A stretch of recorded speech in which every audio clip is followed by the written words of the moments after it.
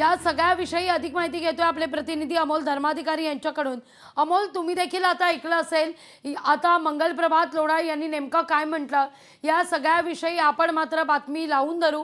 कोणाकोणाला आदेश पोहोचले नाहीयेत या सगळ्याचा परामर्श घेतला जाईल असं देखील त्यांनी लोकशाही मराठीशी बोलताना स्पष्ट केलेलं आहे। अमोल, नक्की जरी राज्य सरकारने याबाबतचे निर्देश शिक्षण विभागाला दिले असले तरी शिक्षण विभागाकडून याची अंमलबजावणी झाली आहे का नाही हा प्रश्न उपस्थित होतोय। कारण की काही वेळापूर्वी आपण शिक्षण उपसंचालक गणपत मोरे आहेत यांच्याशी सुद्धा संपर्क साधलेला आहे आणि त्यांच्याकडून जाणून घेतलेला आहे की आपण जे आदेश हा आपल्याला दिलेला आहे तो सर्व शाळांपर्यंत पोहोचलेला आहे का नाही। तर याबाबत ते स्वतः अनभिज्ञ असल्याचं पाहायला मिळालेले होते। ते असं म्हणाले की आम्ही माहिती घेऊन सांगतो आणि त्यामुळे शिक्षण विभागाकडून प्रत्येक शाळांमध्ये हे परिपत्रक पोहोचला आहे का नाही हा प्रश्न उपस्थित होता। आणि जर पोहोचला असेल आणि जर त्याची अंमलबजावणी होत नसेल तर शिक्षण विभाग नेमकं काय करणार आहे हा सगळ्यात महत्त्वाचा प्रश्न आहे। पण स्वतः उपसंचालक असलेल्या व्यक्तीने असं सांगितलेलं आहे की याबद्दलची माहिती घेऊन कळवतो, त्यांनाही याबद्दलची सविस्तर माहिती नाही असं त्यांनी बोलताना सांगितलेलं आहे। या सगळ्या संदर्भात अमोल तुम्ही देखील आढावा घेतलात। पुण्यातल्या जी शाळा आपण उर्दू शाळा जी म्हणतोय त्या ठिकाणी त्यांचं असं म्हणणं होतं की शिक्षणाधिकाऱ्यांकडून आपल्याला आदेश पोहोचलेला नाहीये असं म्हणून त्यांनी या सगळ्याविषयी सारवासारव करण्याचा खरं तर प्रयत्न केलेला होता। तुम्ही जेव्हा संवाद साधलात, आढावा घेतलात, तेव्हा तुम्हाला नेमकं काय जाणवलं?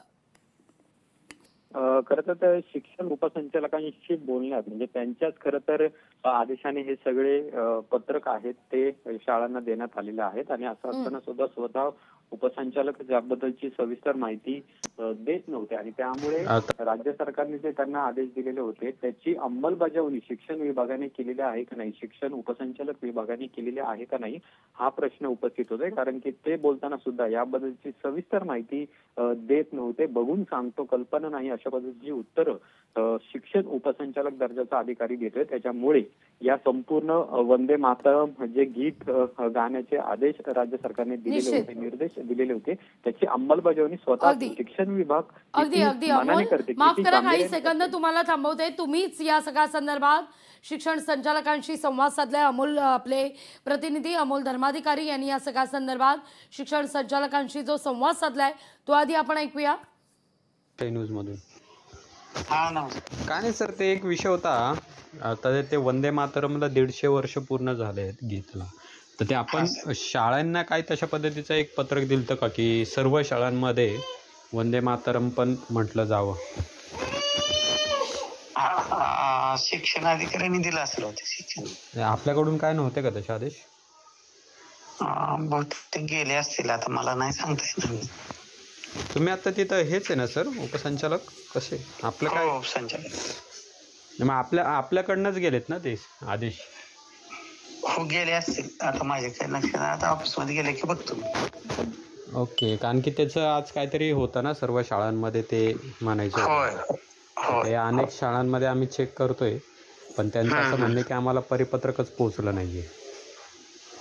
मी करतो कन्फर्म, मला सांगा सर।